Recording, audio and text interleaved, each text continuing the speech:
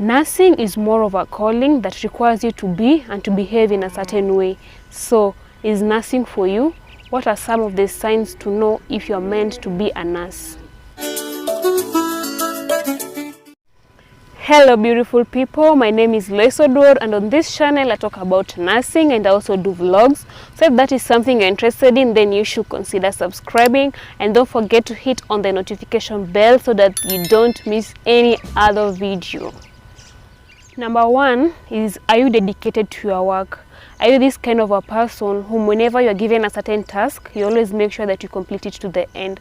Are you this kind of a person, like let's say in high school, whenever you're given an assignment or a group discussion, you're that kind of a person who made sure that you've done it, you've completed it to the end? Then that means you can become a nurse, because nursing requires a lot of dedication and commitment. Remember, if you watched my video on things I wish I knew before starting nursing school, I said that nursing school takes a lot of your time, and that means you really need to be dedicated and committed to it.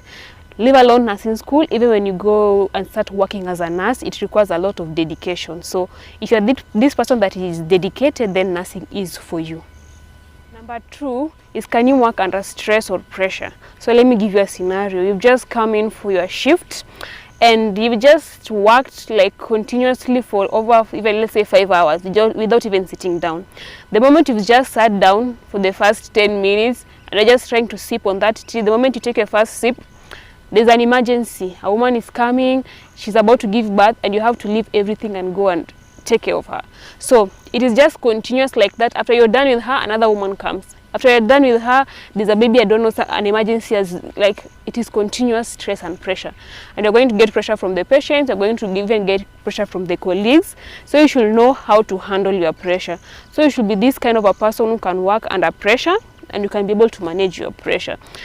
But if you're this kind of a person that whenever you experience such kind of stressors, you're just like, oh, I can't allow stress to get to me, and you're just seated there, then you cannot become a nurse. So can you work under pressure? Number three is, are you a team player? So for you to be a nurse, you must be a people's person. You must be able to know how to work with people and how to talk with people, because you're going to do a lot of this. You're going to be working in collaboration with the doctors, nutritionists, the lab tech. Everyone else in the hospital works in collaboration with the nurse. So you must be a team player. You must be able to know how to work with people in peace. You must be able to know how to treat people nicely. You must be able to know how to talk with people without making them feel bad. So be a people's person. So if you're a people's person, then you can be a team player and you can be a very good nurse. Number four is, are you selfless and caring? Remember, I said that nursing is a calling, and it's more than just a job. It's like working for God. So you have to be selfless. You have to be able to work like you're serving God. You can imagine you've got in for a 6-hour shift, and you'll only realize you haven't sat down when the shift is over. Maybe because you're resuscitating a baby, or because you are doing something that took your time. So you have to be selfless and you have to give yourself. But if you're this person who is selfish, you start saying, oh, after every 2 hours I have to sit down and maybe there's an emergency. You can't do that. You can't just sit down and there's an emergency. You have to just be selfless and do it from your heart, you see. And at times you even get to even worse situations. Like, let's say a woman is in labor, she's there, the baby is coming out, and you've just met her in the door. At times you'll even use your bare hands. You don't even know the HIV status or something. But at times you just do these things because you care and you are selfless. So if you are this kind of a person, it's like, damn, I can't be able to touch that, or I don't have, you'll be losing your patience. So at times it just requires being selfless and being caring. Number five is, are you patient? Remember, you're always going to feel like giving up. Like for us, like I can't even count the number of times I felt like giving up. Remember, nursing school is so stressful. Nursing school is so tiresome. Nursing school is so expensive. So you are always going to feel like giving up at times. But at times we usually sit down and ask ourselves, like, why is it that we've never given up? We also don't know. I think it's because it's a calling and you just feel like you can't give up. Like, if you're the one who wants to give up, then who is going to serve the patients?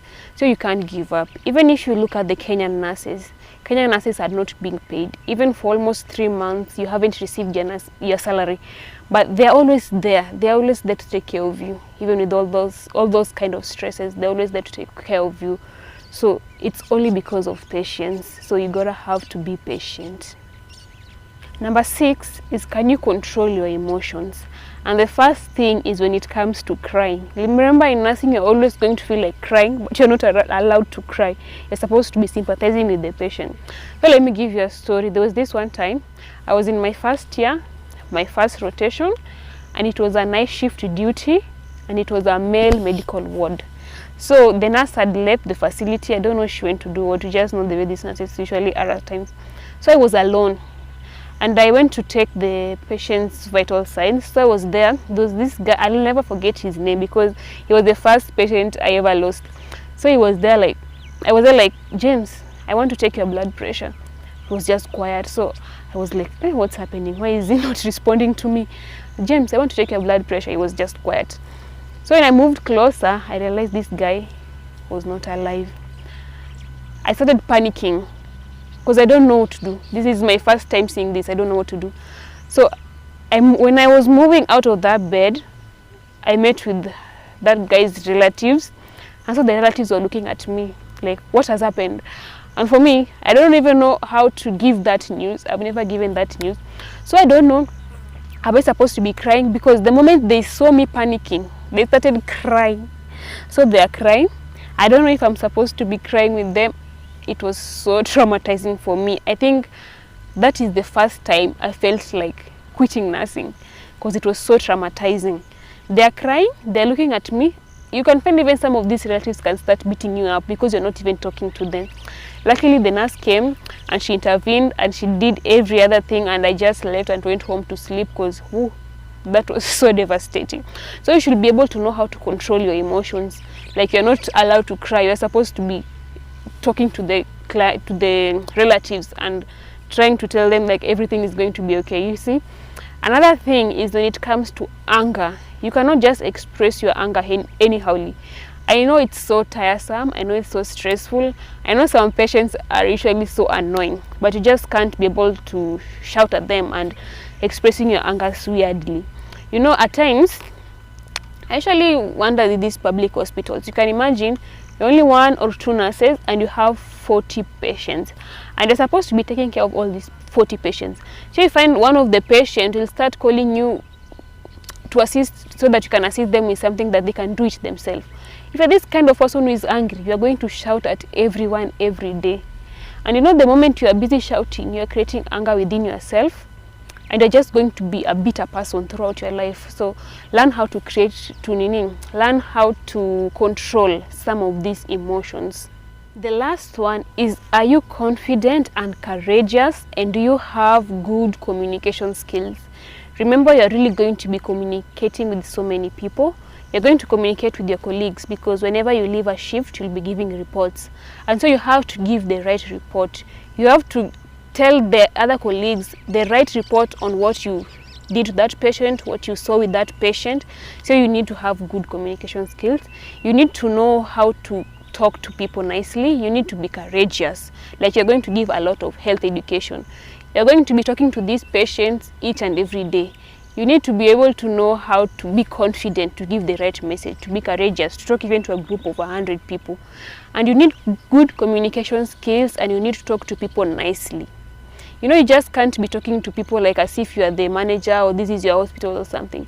You need to talk nicely to people. And the moment I realized that you need to talk nicely to people is when one of the nurses one day got into trouble because of talking badly to people. You know, at times in public hospitals, most of these nurses, they usually assume that if you bring a patient in a public hospital, maybe you don't have money. And that is not usually the case. It is not usually that anyone who brings their patient in a public hospital, maybe they can't afford a lawyer or something like that. There's this one day, so the patient was there, and I think the nurse started harassing the patient. And the patient was just quiet. What we didn't know, this patient has lawyers and doctors and all those kind of people in their family. So what the patient used to do, whenever the relatives come, he used to report. And so there's this one time, I don't know what happened. I think the patient complicated and the patient passed away. And the relatives came, and with, can I say bad luck, that nurse was on duty that day. I think the relatives were about to attack her and beat her up. They were like, you've been harassing our patient, you are the reason as to why he's dead, we are taking you to court. And it was a really big case, only because you can't be able to talk nicely to people. You're getting yourself into such kind of troubles. So always be good to people and have good communication skills. So thank you so much guys for watching this video, and if you have any other question, you can leave it down on the comment section. And if you have any other tip that you can give to someone who wants to join nursing school, you can also leave that down on the comment section. And thank you for watching this video. I'll be seeing you on my next video. Bye bye. Don't forget to subscribe.